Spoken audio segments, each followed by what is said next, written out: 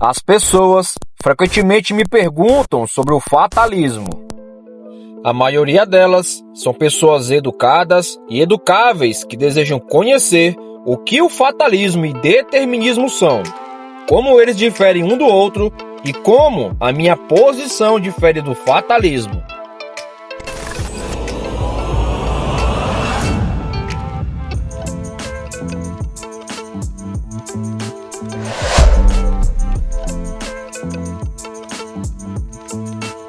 Aqui estão 2 exemplos. Primeiro, gostaria de saber qual é a sua posição sobre fatalismo. Fatalismo e determinismo são a mesma coisa? Segundo, gostaria de saber como você diferenciaria o determinismo estrito do fatalismo. A razão pela qual eu pergunto isto é que me parece que a maioria dos calvinistas que sustentam o determinismo suave se esforçam para evitar a acusação de serem fatalistas. Então, há alguns que abertamente me acusam de ensinar o fatalismo. O seguinte será suficiente como minha resposta a ambos os grupos de pessoas. Embora eu assuma que a maioria das pessoas teria isto em mente, mesmo que eu não mencionasse, por favor, lembre-se que por determinismo estamos nos referindo somente ao determinismo teísta, teológico ou divino, e não ao determinismo naturalista ou científico, o último sendo a posição afirmada pela maioria dos ateus. Estamos considerando o controle que Deus exerce sobre a sua criação, e não a relação entre ações humanas e causas naturais antecedentes, tais como genética e fatores ambientais. Por algumas definições, os termos determinismo e fatalismo são similares. Por exemplo, alguns dicionários ingleses definiriam estes termos de formas que falhariam em fazer uma clara distinção entre eles. Merriam-Webster é muito ambíguo para nosso propósito, e o Webster New World Thesaurus considera as duas palavras como sinônimas. Certamente, mesmo aqueles que afirmam o determinismo suave e me acusam de ensinar o fatalismo não aceitariam estas definições ambíguas, visto que então eles se tornariam, na melhor das hipóteses, fatalistas suaves. As definições na literatura teológica e filosófica poderiam ser mais precisas.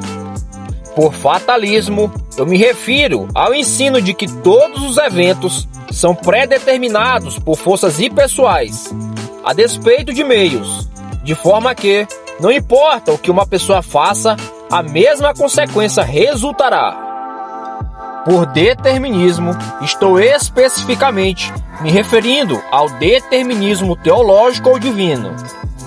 Estou me referindo ao ensino de que o Deus pessoal da Bíblia predeterminou inteligentemente e imutavelmente todos os eventos, incluindo todos os pensamentos, decisões e ações humanas, predestinando assim tanto os fins como os meios para aqueles fins. Estas não são definições privadas minhas, mas elas são consistentes com o uso comum na literatura teológica e filosófica. Por exemplo, o doutor Alan Cairns, um respeitado pastor e teólogo presbiteriano cuja ortodoxia é geralmente inquestionável e que ele mesmo, um determinista suave, define fatalismo da seguinte forma: a teoria da necessidade inevitável, a filosofia oriental pagã de que todas as coisas são pré-determinadas por forças cegas e irracionais, e, portanto, não há como o esforço humano mudar algo. Agora, diante dos olhos de Deus, quem ousaria me acusar de ensinar que todas as coisas são pré-determinadas por forças cegas e irracionais?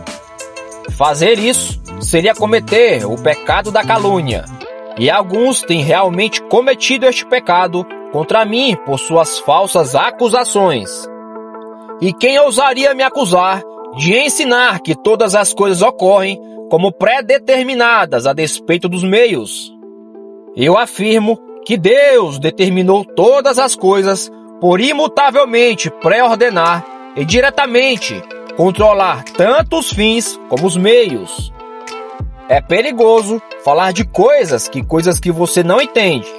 E parece que aqueles que me acusam de ensinar o fatalismo são de fato ignorantes do que fatalismo realmente significa. Assim como alguns arminianos falsamente acusam os calvinistas de ensinar o fatalismo. Aqueles calvinistas que afirmam o determinismo suave, dão meia volta e me acusam de ensinar o fatalismo, quando tanto estes calvinistas como aqueles arminianos não têm ideia do que o fatalismo significa. Cambada de ignorantes. Estas pessoas não têm a cortesia de nem mesmo dar uma olhada na palavra no dicionário teológico para se certificar do que ela se aplica. Quanto àqueles de vocês que são atenciosos e ensináveis, diferentemente daqueles que fazem acusações ignorantes e caluniosas, pretendendo ser eruditos quando não são, eu não acuso vocês por perguntar sobre isto, visto que há muita falsa informação sendo circulada. Tenha certeza que o que eu ensino, embora seja uma versão mais vigorosa do determinismo que você está acostumado a ouvir, é muito diferente do fatalismo. De fato, ele é tão diferente do fatalismo como o teísmo é diferente do paganismo e do ateísmo.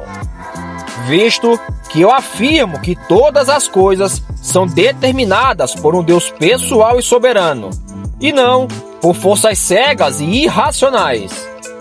Portanto, não permita que pessoas ignorantes lhe confundam ou te enganem.